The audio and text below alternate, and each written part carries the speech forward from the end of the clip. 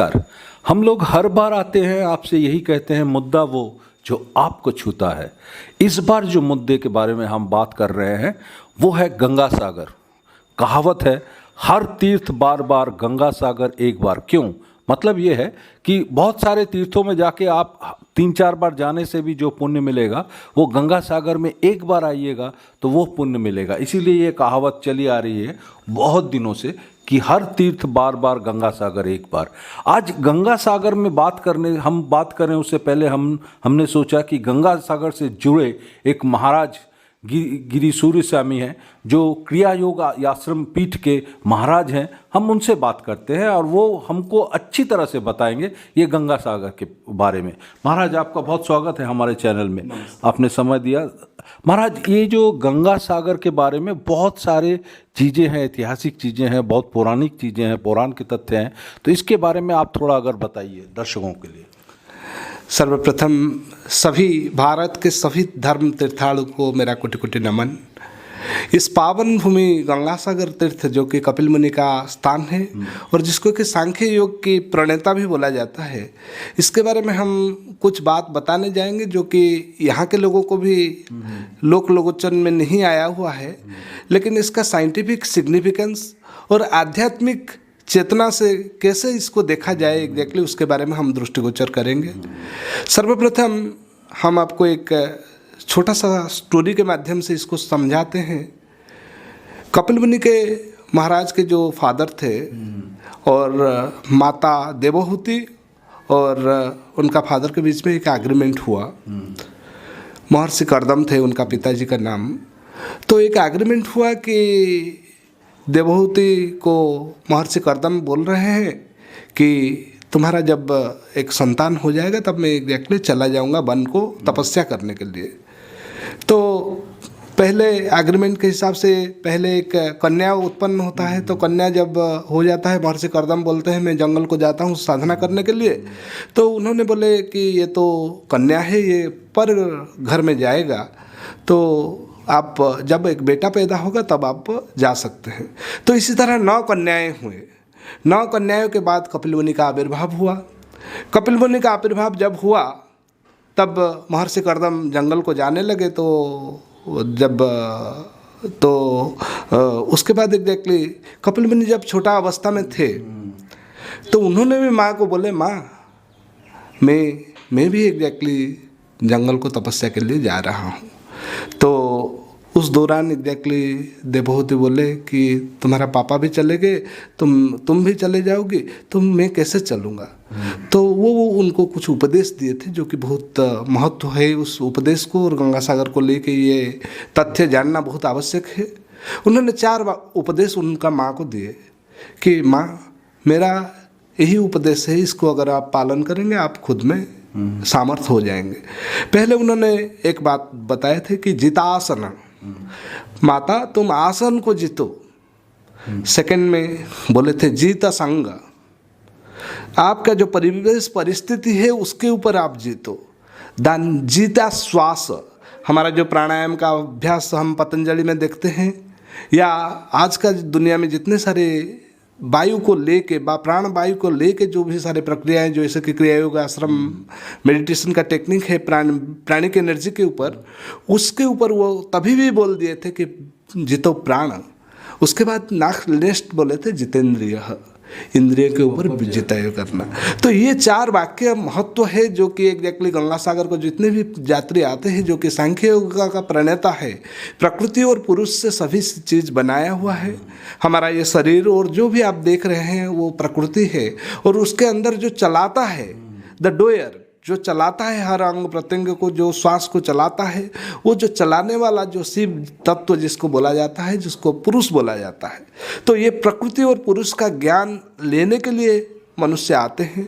और गंगा सागर का इसी दिन मकर संक्रांति में एग्जैक्टली क्यों इसे। महाराज, एक चीज़ माफ़ कीजिएगा, थोड़ा सा मैं बोल रहा हूँ, जो पौराणिक आस्था है कि भगीरथ गंगा लेके आए थे कपिल मुनि आश्रम तक, और ये सागर जो आपके वो थे महाराज थे, उनके 60,000 पुत्र मर गए थे और कपिल मुनि के रोष के कारण वो भस्म हो गए थे।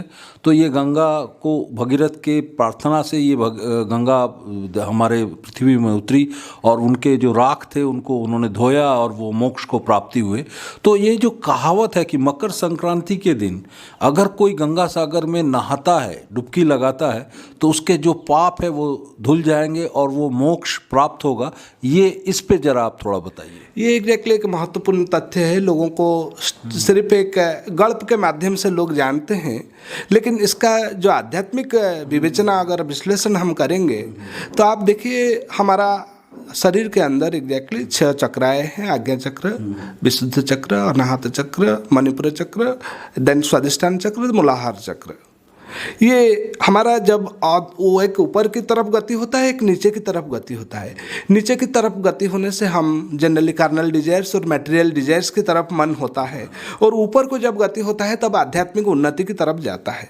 इसी तरह हमारा जो 12 महीने 6-6 महीने में विभक्त किया गया है, और मकर संक्रांति के दिन से हमारा उत्थान गति होता है।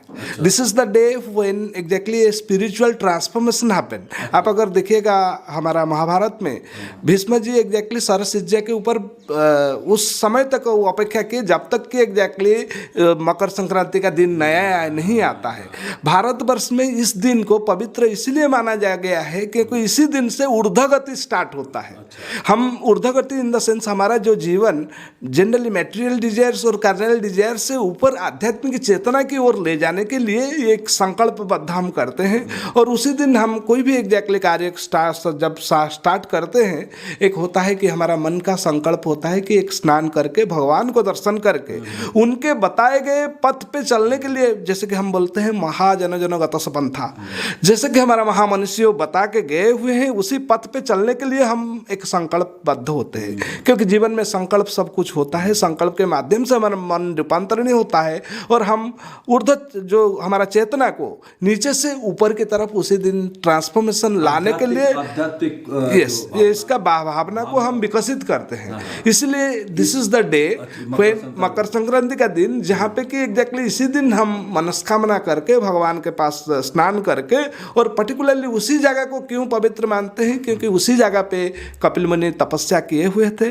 और उन्होंने जगत को जो संदेश दिए हुए थे, जैसे कि हम हर प्रांत में गृहस्थी में बंधे हुए हैं, जकड़े हुए हैं बहुत प्रकार मोह माया से, मोह माया जाल से इतना कठिन परिश्रम करके हम आते हैं, क्योंकि कठिन परिश्रम के बिना एग्जैक्टली आपका आध्यात्मिक चेतना, उस जो छुटकारा बंधन से मुक्ति पाना बहुत कठिन है।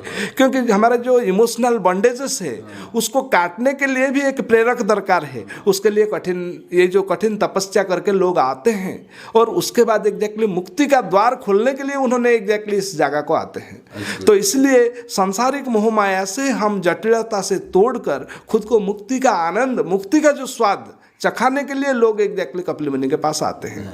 और ये एक मान्यता है, लेकिन बहुत सारे लोग अज्ञानता के वशत आते हैं और स्नान सिर्फ करके चले जाते हैं बिना ज्ञान के, वो लेकिन संभव नहीं है। बिना ज्ञान भगवान बोलते हैं मुक्ति नहीं है। तो इसलिए ज्ञान थोड़ा सा होना चाहिए। क्यों हम एग्जैक्टली इस दिन को हम कैसे एग्जैक्टली ट्रांसफॉर्मेशन करें एग्जैक्टली लोअर कॉन्शियसनेस लेवल से। एक प्रश्न करना चाहेंगे। लोग आते हैं, स्नान करते हैं, सोचते हैं कि हम पुण्य कमाएंगे, ये जनरल परसेप्शन है साधारण लोगों में। तो इस पे अगर आप बोलिए कि क्या कोई विधि है, कोई नियम है जो अगर लोग माने तो उनको ज़्यादा फायदा होगा, अगर आप इस पे कुछ कहें। यहाँ पे प्रथम विधि है कि इस ज्ञान होना चाहिए कि हम कपिल मुनि का दर्शन जो कर रहे हैं, ये हमारा संकल्प होना चाहिए ये दिन। क्योंकि जैसे बोला जाता है सब तीर्थ बार बार, गंगा सागर एक बार। क्योंकि जीवन में मुक्ति का जो स्वाद चखने के लिए जब हृदय एग्जैक्टली आपका अंदर पे जो प्रेरणा मिलता है, मुक्ति की तरफ एक ही बार ही प्रयास करना पड़ेगा। महाराज, ये मैं जो पूछना चाह रहा था कि क्या आप ये कोई पंथा है, कोई मंत्र है जो अगर जाप करे, वो जब स्नान डुबकी लगा रहे हैं गंगा में तो उनको फायदा होगा? अब महाराज के ऐसे जनरली हम यही मानते हैं, क्योंकि हमारा जो परंपरागत है एग्जैक्टली हम सूर्य देवता को हमारा मानते हैं। एक तो कोई मंत्र है क्या महाराज? ओम सूर्याय नमः बोल के एग्जैक्टली सभी लोग स्नान करके सूर्य को प्रणाम करते हैं, सूर्य को अर्घ्य प्रदान करते हैं, ताकि हमारा पूर्वजों को जो हमारा तर्पण की विधि के माध्यम से सूर्य को अर्घ्य प्रदान करते हैं। लेकिन हमारा जो exactly source of energy, source of sustenance is sun. इसलिए हमारा स्नान के बाद विधि है कि सूर्य को हम अपना कृतज्ञता ज्ञापन करते हैं कि हम प्रकृति से जो पाए हुए हैं, जो एनर्जी पाए हुए हैं, जो भी खाद्य शस्य पाए हुए हैं, उन्हीं का ही दान है। इसलिए पहले एग्जैक्टली गंगासागर में स्नान करने के बाद हम हमारा जो ऋण है, ऋण को एक प्रार्थना के माध्यम से हम उस ऋण को चुकताना चाहते हैं। उसके बाद हम हमारा जो आध्यात्मिक चेतना को विकसित करने के लिए हम एक प्रयत्न करते हैं। और संकल्प, हर चीज़ का एग्जैक्टली एक संकल्प, जैसे कि गीता में बोला गया है कि एग्जैक्टली संकल्प पहला विधि है, क्योंकि संकल्प के बिना कोई भी कार्य सिद्ध नहीं होता है। तो संकल्प, ये हम एक आध्यात्मिक चेतना को बढ़ाने के लिए एक संकल्प लेते हैं, जहाँ पे कि हम, जैसे कि हम एक टैगलाइन हम जनरली यूज़ करते हैं एग्जैक्टली, संसार से निर्वाण तक। यहाँ पे गंगासागर एग्जैक्टली हमारा आश्रम में, क्रिया योग आश्रम में हम यही टैगलाइन यूज करते हैं कि this is a journey from संसार टू निर्वाण। मोक्ष की तरफ आपकी जर्नी होना चाहिए। हम यहाँ पे जो हमारा आध्यात्मिक चेतना को विकसित करने के लिए आ रहे हैं, धन संपत्ति की प्राप्ति के लिए नहीं, कि कोई मनस्कामना के लिए नहीं। यहाँ पे हम सब सारे कामना को विसर्जन दे के हम सिर्फ आध्यात्मिक चेतना को विकसित करने के लिए आते हैं।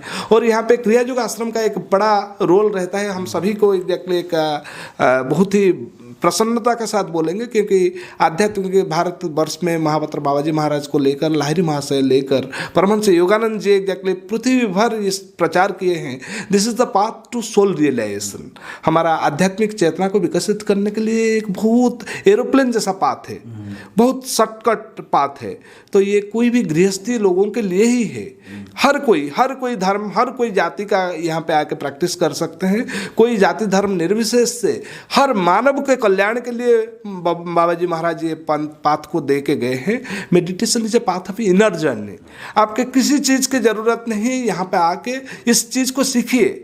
और गंगासागर में स्नान करने के साथ, संकल्प लेने के साथ, उसका जो विधि है, यही क्रिया योग आश्रम में आपको मिलेगा। तो ये विधि को प्राप्ति करने के लिए आप जरूर एक बार क्रिया योग आश्रम गंगासागर को दर्शन कीजिए। हम सभी धर्मात्मा को यही बोलते हैं। यहाँ पे व्यापक व्यवस्था है। हम लोग कम से कम 200 लोगों के लिए प्रावधान रखे हुए हैं, रहने ठाने खाने और सभी जो भी सामग्री उनका दरकार है, अत्यावश्यक है। और बहुत शांतिपूर्ण वातावरण से, एक peaceful environment where exactly you can grow your spiritual journey. So ये वातावरण हमने बनाए रखे हुए हैं। आप सभी को यहाँ पे आके एक बार जीवन में मुक्ति का द्वार खोजने के लिए यहाँ पे आप आइए, और यहीं से आपका इनर ट्रांसफॉर्मेशन शुरू होता है और इनर जर्नी शुरू होता है। एक नया चेतना के साथ जाइए और जीवन को आनंद से जिए। महाराज बहुत बहुत धन्यवाद। हम बात कर रहे थे क्रिया योग आश्रम गंगासागर के महाराज स्वामी गिरी सूर्य स्वामी के साथ। उन्होंने बहुत कुछ आध्यात्मिक बातें कहीं आप तक, हम पहुंचाएंगे आपके पास। अगली बार हम जाएंगे उस आश्रम में, वो आश्रम कैसे चल रहा है, किस तरह से चल रहा है, वो पहुंचाएंगे आप तक। लेकिन ये जो गंगासागर, ये गंगासागर का मेला क्या माने रखता है, महाराज के माध्यम से हमने आप तक पहुंचाने की कोशिश की है। मैं नंद दुलाल भट्टाचार्य, मेरे साथ मेरे सहकर्मी जावेद हुसैन, गंगासागर।